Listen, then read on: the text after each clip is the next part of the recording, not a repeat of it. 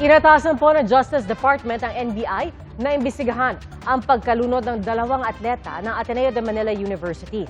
Ang ina ni Rene Baterbonia nakukulangan pa raw sa narinig na paliwanag ng mga kinatawan na eskwelahan. Saksi si Marie Zumal. Ang pananaghoy ng nagluluksang ina, narinig hanggang labas ng kwarto. Hindi humuhupa ang sakit na nararamdaman ni Rovelyn sa pagkawala ng anak na si Rene Baterbonia. Umiyak ako kasi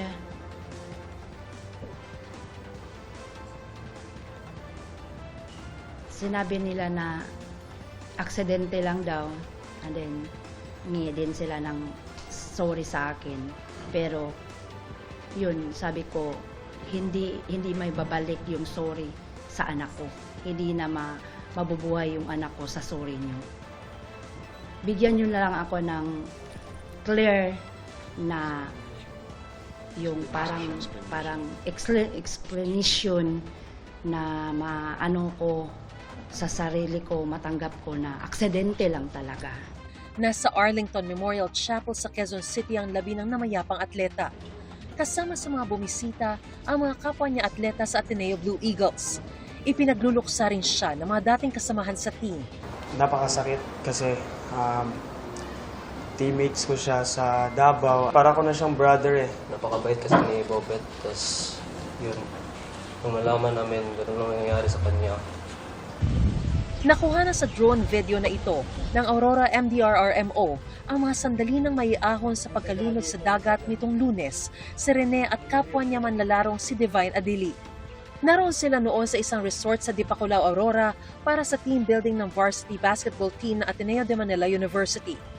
Makikitang pinagtulungan silang madalas dalampasigan matapos matagpuan sa mas malalim na bahagi ng dagat.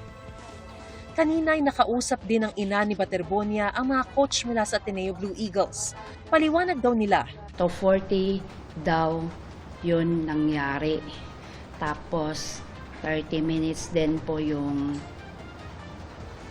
naahon daw yung anak ko, 30 minutes. So, and then, nabalitaan nila ako is 1 hour pa. 1 hour pa nila ako nabalitaan. 1 hour, 4:30 kasi yung pagtawag nila sa akin. Tapos, nung nagtawag, messenger lang, sabi lang sa akin nga, ako po si Coach Epok. Then, yung anak mo po ay na-aksidente, si Rene, na-aksidente po siya, nalunod. Nakukulangan daw siya sa paliwanag ng Ateneo de Manila University. May kulang sa explanation nila. Pero hintayin ko na lang muna yung ibang coaches na para ma-explain nila sa akin kung ano talaga ang nangyari. Yung mga info, kulang, and then kulang yung pag nila sa akin, pagpahibalo ba? Pagpahibalo sa ako, ako nga parents, kulang. Kahapon, nabanggit ni Rovelyn na may mga weights daw na nilagay sa kamay at paa ng anak na posibleng itinalunod. Tinanong din daw nila ito sa mga coach.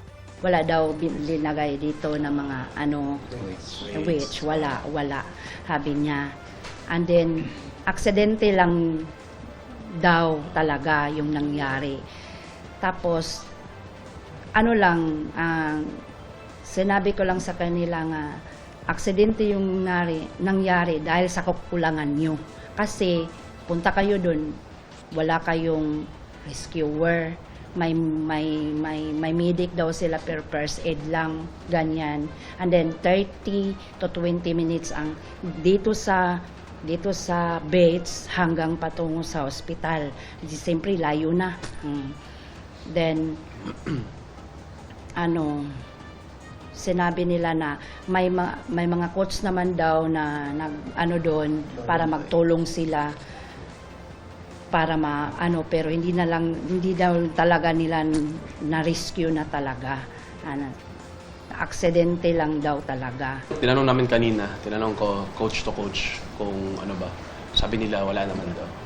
Walang weights na na nilagay sa mga players. Sa pagsusuri ng mga otoridad sa labi ni Baterbonia, malinaw daw ang mismo ikinamatay niya. Lumalabas po na asphyxia by drowning. Ibig sabihin, naubusan siya ng hininga dahil sa pagkalunod. Inaabangan pa ang resulta ng pagsusuri sa labi ni Adili.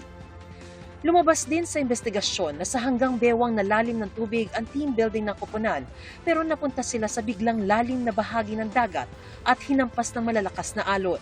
Doon nawala sina Baterbonia at Adili at natagpuan pagkalipas ng 30 hanggang 40 minuto, 5 dipa mula sa baybayin. Sabi ng PNP, lumayo ng 300 metro mula sa tapat ng resort ang team activity. Kahit pinayuhan umano sila ng resort management na sa tapat ng resort gawin ang aktibidad. Nung unang dating po nila, nag-uusap po sila na ito yung kondisyon ng dagat natin. Dito sa tapat ng resort ay safe dyan, mababaw dyan. Alam natin ang sitwasyon ng dagat dyan. Pero po, gaya nga po na sinabi ko kanina, yung pong team ay gusto kumbaga ay po silang humingi po sila na huwag silang pakialam sa gagawin nila activity. Batay sa mga affidavit ng mga nagbigay ng first aid, walang nakikitang foul play ang Aurora Police. Base po sa affidavit ng lifeguard, wala akong napansin na pabigat sa paa, kamay o katawan ng player. So yun po yung sabi ng lifeguard. Sabi naman po ng tiga MDR rin mo ng Dipakulaw, walang anumang pasa sa kanyang katawan nang siya ay aming binigyan ng punong lunas. Hanggang ngayon po ba naniniwala kayong may foul play pa rin na nangyari doon sa insidente na ikinamatay ng anak mo? Depende. Kasi hindi ko pa rin alam hanggang ngayon. Ang sinasabi po ng police parang wala naman daw pong pasa. Pero kayo po ba personally, after seeing your son, nakita niyo po ba talagang may mga pasa? May pasa siya dito, sa likod, sa kamay, sa paa. May pasa siya. Yun lang. Tiniyak ng PNP na walang sisinuhin sa ginagawang investigasyon. As to the negligence of anybody or yung liability po ng kasino mang partido, ay ito po yung malalaman natin once the investigation has been completed. Kasama sa mga naka-question ngayon ay kung ano ba talaga ang ginagawa sa training. Lalo sa paglutang ng mga dati ng interview sa iba-ibang naging basketball player ng Ateneo. Pero wild yun. Wild talaga, wild. Sa 2022 interview na ito halimbawa ng Shoot First podcast ay tinanong sina Gian Mamuyak at Tyler Tio tungkol sa kanilang naging training camp sa Aurora. Parehong probinsya kung saan namatay din sa training sina Baterbonia at Adili. Balita ko talaga may isang, baka yun, parang training camp yun dati. So, morning. Iba pa ata. Iba pa yun. Parang sundalo daw talaga, bro. Ano yung ibig sabihin nung parang narinig ko na pang sundalo? Walang basketball dun. As in, Bootcamp, walang basket, walang bola. Wild! dagat lang tsaka buhangin. Yep. No cellphone. Anya, subok na subok ang kanilang mental toughness sa tindi ng training na kanilang naranasan. Sa hiwalay na podcast, tinawag ng dati ring Ateneo player na si SJ Belangel ang ginawa nila sa Aurora bilang deadly training, kung saan utak na lang ang gagana at ang katawan hindi na. Hell Week naman ang tawag dito ni ex-Ateneo player Sean Ildefonso nang makapanayam din sa ibang podcast. Inatasan na rin ng DOJ ang NBI na bumuo ng task force para imbestigahan ang pagkamatay ng 2 atleta. NBI ang tutukoy kung may sapat na basehan para irekomenda ang pagsampa ng reklamo sa DOJ. Ang Philippine Sports Commission kasama ang iba pang organisasyon magbibigay raw ng tig 250,000 pesos na tulong sa pamilya ng 2 nasawing atleta. Iimbitahan din daw nila ang Ateneo para magbigay linaw sa nangyari.